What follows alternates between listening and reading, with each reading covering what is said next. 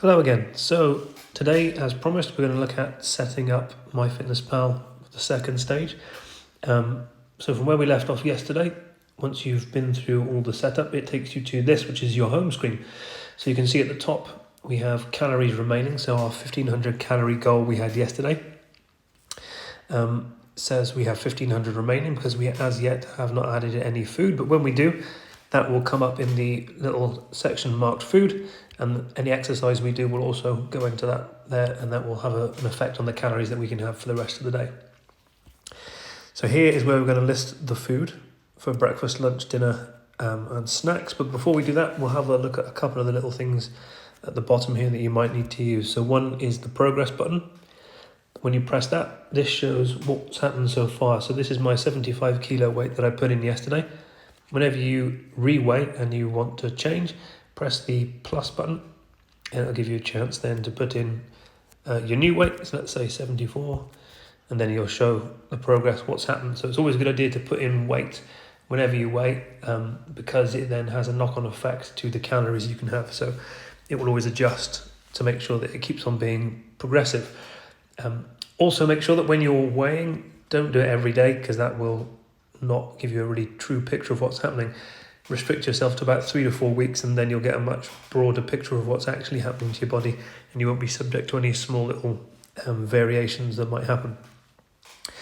So one of the other sections you might need is the more, and in here the two really important things are goals. So if you click on that, so this shows when we started, current weight and goal weight, and our weekly goals. So if you need to change this for whatever reason, this is how you do it. So let's say losing half a kilo a week is making you feel a bit weak and not very happy. So you might want to adjust that. So you click on that, and then you get the chance to reselect. So you might go for slightly less to give you a bit more energy, or if you're feeling particularly gung-ho, change it and have something else. We'll go back to what they suggested, which is half a kilo a week. There's a few more things here you can change, so nutrition goals, but we'll look at that later. For now, we're just going to set up with the basics. And the other one on here that you might want to look at is recipes. So here you can add recipes in that you create, and that will give you a chance to put in food that you use quite often. So say you're making a spaghetti bolognese, for example, and you're making it from scratch, that information isn't going to be in the phone at the moment. You're going to have to physically put that in, but we'll again look at that later. But that's where one of the ways you can find it is in this more section. And in there as well is a lot of other things that you may or may not need, but have an explore. For now, we're just going to stick to the basics. So going back to the diary, click on that. We're going to look at how you add food. And it is quite simply by pressing add food. And that takes you here to a point where you can choose several options of adding. So there's a recipes one. So anything that you've made, you can then add in from that. And you can also search for food in the taskbar here. So just click on that. So let's say we're going to look for Weetabix, for example. Search. There you go. And then it will bring up all the various different Weetabix options you can have. So let's say we're going for protein Weetabix. They sound good.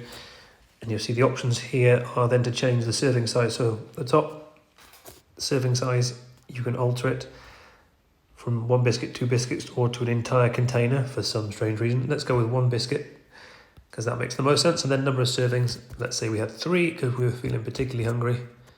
Click, add that on, there you go. And then that will update all the various nutrition. Click on the tick at the top.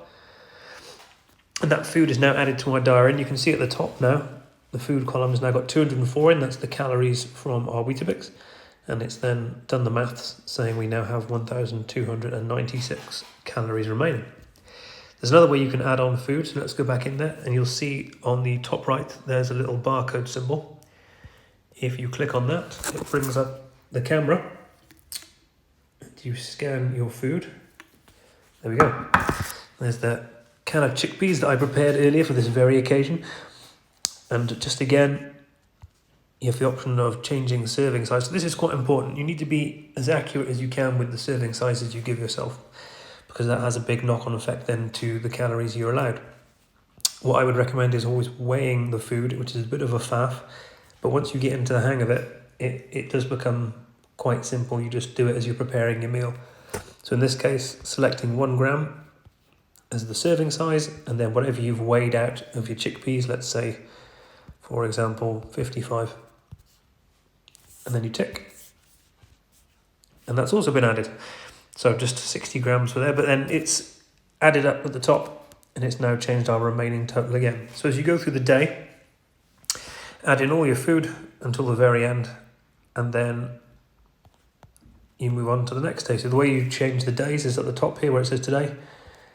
You can click on the little arrow and you can change the date, or use the left and right arrows to go to the various days.